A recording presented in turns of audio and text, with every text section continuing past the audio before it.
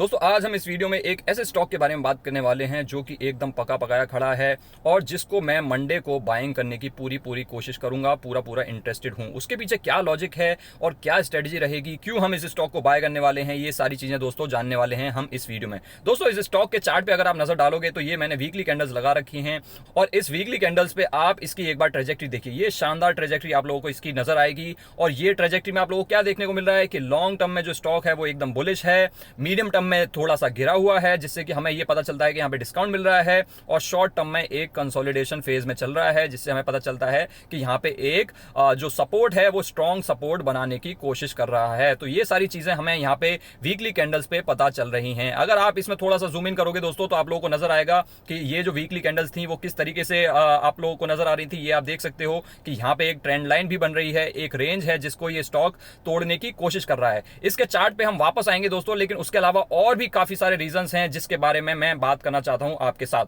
सबसे पहले स्टॉक का नाम जान लेते हैं दोस्तों। स्टॉक का नाम है LTI माइंडट्री। आप लोगों को पता होगा LTI और माइंडट्री जो लार्सन ग्रुप की दो आईटी सेक्टर की कंपनीज थी, उनके मर्जर होने के बाद LTI माइंडट्री एक मर्ज्ड एंटिटी बनी है, मर्ज्ड कंपनी बनी है।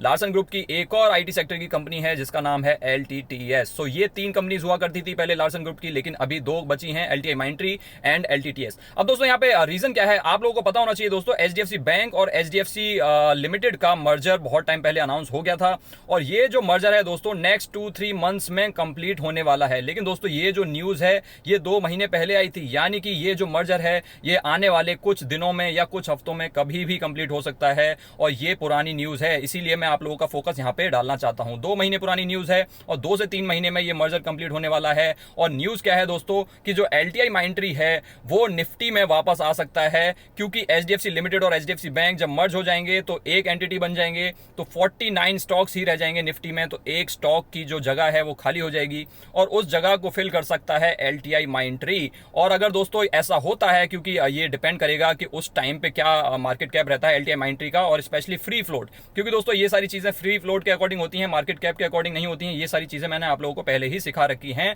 तो उस टाइम पे क्या फ्री फ्लोट रहता है LTI माइंडट्री का और क्या मार्केट कैप रहता है उसके अकॉर्डिंग डिसाइड होगा, लेकिन काफी ज्यादा चांसेस हैं कि LTI माइंडट्री यहाँ पे निफ्टी 50 में आ सकता है।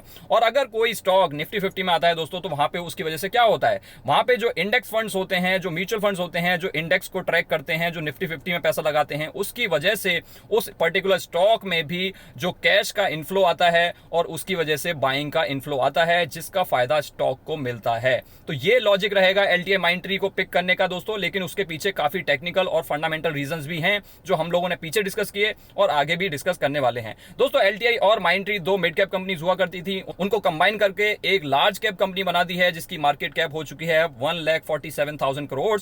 और अभी आईटी सेक्टर दोस्तों बहुत ही ज्यादा नीचे चल रहा है, लेकिन दोस्तों ऐसे नीचे गिरते हुए स्टॉक्स को हमें खरीदना नहीं चाहिए, ये मैंने आप लोगों को बता रखा है। एक लिमिट तक हमें खरीदना चाहिए, लेकिन अगर कोई फॉलिंग नाइफ ही बने जा रहा है तो हमें वहां पे थोड़ा सा अवॉइड करना चाहिए, और वैसा ही हमने किया। लेकिन यहाँ पे एक अपॉर्चुनिटी उभर करके आ रही है जिसको हम चार्ट पे डिस्कस करेंगे। लेकिन उससे पहले अगर हम LTI माइंडट्री के रिटर्न्स के बारे में बात करें तो आप देख सकते हो बहुत ही शानदार परफॉर्मेंस है। चाहे पिछले 1 साल की देख लीजिए 29% के रिटर्न्स, 2 सालों में देख लीजिए 31% के रिटर्न्स, 3 इयर्स में आप देखिए 180% के रिटर्न्स, और 5 सालों में तो 4 चांद लगा दिए हैं, 194% के रिटर्न्स आप लोगों को यहाँ पे देखने को मिल रहे हैं। पिछले 1 महीने में जो स्टॉक है 20% भाग गया है, लेकिन दोस्तों इस 20% के भागे हुए स्टॉक को आपको भागा हुआ नहीं देखना है, क्योंकि हमको डालना है चार्ट पे नजर। और जब आप चार्ट पे नजर डालोगे तो दोस्तों यहाँ पे तो ये फ्री फॉलिंग नाइफ बना हुआ था, फॉलिंग नाइफ बना हुआ था, और इस फॉलिंग नाइफ के पीछे हमें नहीं भागना था। लेकिन अभी यहाँ पे एक स्ट्रेंथ आई है, इसमें आप देख सकते हो एक स्ट्रेंथ आई है यहाँ पे। ये जो 5000 का एक तो साइकोलॉजिकल सपोर्ट है, उस साइकोलॉजिकल सपोर्ट को तोड़ने की कोशिश की जा रही है। ऊपर से यहाँ पे दोस्तों ये एक रेंज बाउंड चल रहा था काफी टाइम से, ये कंसोलिडेशन फेज में चल रहा था, उस रेंज को भी ब्रेक करने की कोशिश कर रहा है दोस्तों। 33% का आप लोगों को यहाँ पे डिस्काउंट मिल रहा है इसके ऑल टाइम हाइज से, और जो स्टॉक के फंडामेंटल्स हैं वो एकदम शानदार हैं। लार्सन ग्रुप की कंपनी है, आईटी सेक्टर जो ऑलरेडी बहुत ज्यादा गिर चुका है, मुझे ऐसा लगता है वहां पे एक बॉटम बन चुका है, ये मैंने आप लोगों को पहले भी बात बताई थी, और काफी सारे आईटी स्टॉक्स ऑलरेडी भाग गए हैं, लेकिन LTI माइंडट्री अभी तक उतना नहीं भागा है। तो दोस्तों मुझे यहाँ पे एक अपॉर्चुनिटी बिल्कुल नजर आ रही है, और अगर ये इसी तरीके से 5000 के ऊपर चलता है तो बहुत ही जल्दी हमें ये 6000 के लेवल्स भी दिखा सकता है। 6000 के लेवल्स आएंगे नहीं आएंगे मैं उस बात पे कमेंट करना नहीं पसंद करूंगा, लेकिन दोस्तों fact of the matter is कि मैं मंडे को इसमें बाइंग करना पसंद करूंगा। मुझे लगता है ये स्टॉक एकदम पका पकाया खड़ा है यहाँ पे, प्रोवाइडेड अगर ये मंडे मंडे को 5,000 के ऊपर रहता है। अगर ये स्टॉक 5,000 के ऊपर रहेगा मंडे को, तभी मैं इसमें बाइंग करने में इंटरेस्टेड रहूंगा। अगर ये 5,000 के नीचे चला जाएगा तो मैं इसमें वेट करूंगा कि वापस से ये कब 5,000 के ऊपर आएगा, तब मैं इसमें बाइंग करूं। क्योंकि मुझे ऐसा लगता है ये टेक्निकली यहाँ पे एक ब्रेकआउट देने की कोशिश कर रहा है। 5,000 का एक साइकोलॉजिकल रेजिस्टेंस है, और जो मैंने आप लोगों को न्यूज बताई कि ये निफ्टी 50 का पार्ट भी बन सकता है, और वो न्यूज जब आएगी दोस्तों तब ये भाग सकता है। तो हो सकता है हम अगर इसको अभी ग्रैब कर लें तो हम उसका फायदा उठा सकें। ऑल्दो दोस्तों हमें कभी भी ऐसे न्यूज बेस्ड बाइंग नहीं करनी चाहिए, ये मैं आप लोगों को पहले ही बता चुका हूं। लेकिन दोस्तों यहाँ पे बहुत सारे फैक्टर्स हैं जिसकी वजह से यहाँ पे एक बाइंग बन रही है, क्योंकि टेक्निकल फैक्टर भी बन रहा है, फंडामेंटल फैक्टर भी बन रहा है, कोई खराब स्टॉक हम खरीद नहीं रहे हैं, IT sector already bottom out हो चुका है। ये सारे रीजंस कंबाइन करके यहाँ पे हमें ये पता चल रहा है कि यहाँ पे एक अपॉर्चुनिटी क्रिएट हो रही है। तो मेरे लिए तो अपॉर्चुनिटी क्रिएट हो रही है दोस्तों, आप लोगों के लिए क्या क्रिएट हो रहा है आप मुझे नीचे कमेंट सेक्शन में बता सकते हैं कि आपको क्या लगता है एलटीआई माइंड ट्री के बारे में।